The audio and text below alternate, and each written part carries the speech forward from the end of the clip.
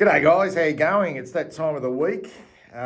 We do the votes from our 18-point round 7 victory against Geelong on Sunday at the MCG. This is the good and the bad, the best and the worst, and the heaven and the hell medals for 2025, as adjudicated by myself and also one of my kids. Well, he's no longer a kid; he's an adult, Spencer. We do these votes each weekend, 5, 4, 3, 2, and 1. And there are 2 medals. The My Blue Heaven medal, which is for the best player. And unfortunately, there's also a My Blue Hell medal for the player adjudicated as the worst player for 2025, which seems a little bit unfair. But we started this after that disastrous loss against Richmond in round 1. We just thought, let's do a worst medal as well. And it's been pretty difficult over the last couple of weeks, or the last 3 weeks in particular, to find 5 really, I suppose, poor players. And that's what happens when you have an even contribution across the board to win a game of football. And it was no different on the weekend against Geelong as well.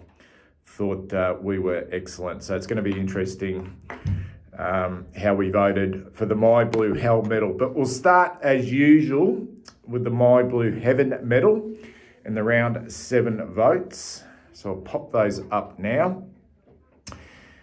I went with Big Harry as my 5 votes. Thought he was outstanding, both in our front half and also his ability to get up the ground and offer that big target. Some of his contested marking was absolutely brilliant. Got us out of trouble a couple of times. Thought he was really tough and strong in the contest as well, and kicked some really important clutch goals. Thought he was quite comfortably our best player. So I gave him the 5 votes. George Hewitt, once again, through the midfield, was super. Really creative too, with his, particularly by hand in this game, and that goal late from outside 50. We don't generally see George Hewitt kick from that distance, but that was the nail in the coffin for the Cats. Such an important goal at a crucial time. So I gave George Hewitt 4. Nick Haynes and Mitch McGovern, couldn't really split them. I went with Haynes because I thought he started the game really strongly when the Cats were really attacking that first quarter. And Mitch McGovern, they both had their best games for the season. And that's not to disregard the performances of both Jack Silvani and Jacob Wiedering as well. Thought they were excellent. But just in this game, that third quarter, McGovern was outstanding. So I gave them 3 and 2 respectively. And once again, Tom De Koning in the ruck, the energy that he brings to that role. And I know that for a brief period there in the last quarter that Reece Stanley appeared to get on top, particularly in regards to the clearances for Geelong. But I just thought once again, De Koning's just his ability to put the ball in good spots for our midfielders and follow up. His follow-up work is one of the best in the competition for a ruckman. So I gave him the 1 vote. Spencer went Nick Haynes 5, Harry 4, George Hewitt 3, and Mitch McGovern 2. And he chucked in Elijah Hollins with the 1 vote, which I think is a really good call. I thought, other than Hewitt, just thinking about that 1 vote for Elijah Hollins, 25 touches, but they were all quality. Quality possessions. And it was good to see him getting the votes after being in the My Blue Hell votes last week, after being subbed off against North Melbourne. So let's take a quick look at the leaderboard. At this stage, George Hewitt's a bit of a runaway leader at the top. He's now holding 6 games, so 42 votes. Tom De Koning, Jacob Wiedering, Adam Chera, Jack Silvani, Sam Walsh, Patrick Cripps, Matthew Cottrell, Brody Kemps just hanging in there. And now Harry make up the top 10. Nick Haynes gets his first votes for the season. Mitch McGovern now polled in a couple of games. Ollie Hollins, Corey Durden, Charlie Curnow, Zach Williams, Adam Sard. And good to see Elijah Hollins on the board in the My Blue Heaven medal. All right. always interesting. And I must say, this was bloody tough. And there are going to be some very unfortunate players to get votes for the My Blue Hell medal this week against the Cats. But this is how myself and Spencer saw it. And I must say that we don't talk about this at all. Spencer sends me through his votes after the game. We don't discuss these. But we both went with Motlop with 5. I think that was clear. He was pretty poor. I thought he was really poor, and Spencer agreed with that as well. So he gets the top votes. The rest are really difficult. We both went with Cooper Lord. Just watching the game back, like the second time I watched the game back, he did a couple of nice things. He set up that mark for Corey Durden, got his hands on it 10 times, played on a wing. He got a lot of ground time when Zach Williams went off, so it wasn't like he came on late.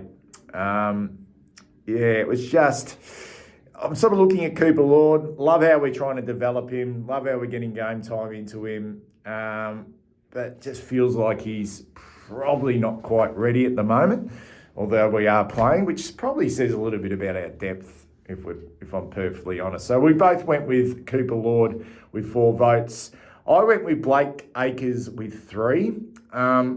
And I sort of based my votes on how I was feeling during the game. I just felt like he dropped a lot of marks.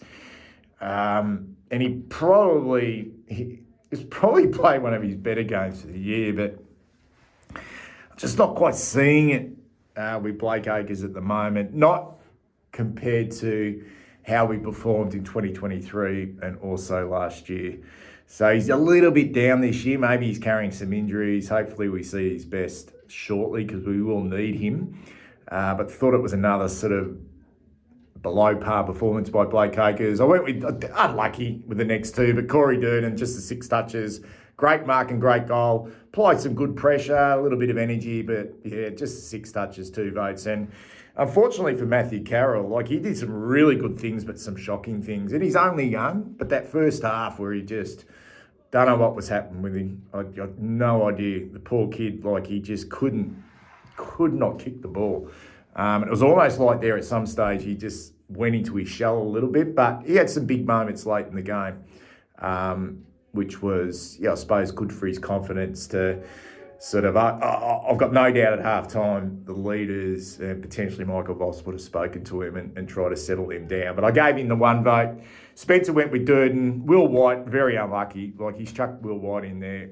I think that was based on, I kind of agree with him, based on the fact that potentially he could have cost us with some of his execution in front of the big sticks, particularly that missed opportunity late where it was a 12-point turnaround. He gave Blake Acres the 1 vote. Let's have a look at the leaderboard for the My Blue Hell medal for 2025. I'll just pop that up now, guys. Interesting, isn't it? 1 and 2 are small forwards, which kind of says that it's a very, very difficult and sometimes selfless position to play. But anyway, it is what it is. We've got Fogarty at the top, Motlop now into second position, Acres, Curnow, Hollands, Zach Williams, who'll miss a few weeks now, Sam Doherty, who I think will get a recall. I've got a feeling he will get a recall back into the team after a really solid performance in the VFL against the Cats on the weekend, particularly if Chera's appeal is not successful. That's on today sometime. Adam Sard, Mitch McGovern, Nick Haynes, top 10. Brodie Kemp, Lewis Young, Cooper Lord, Francis Evans, Elijah Hollands, Harry, Will White's now bowled in a couple of games, but only 4 votes.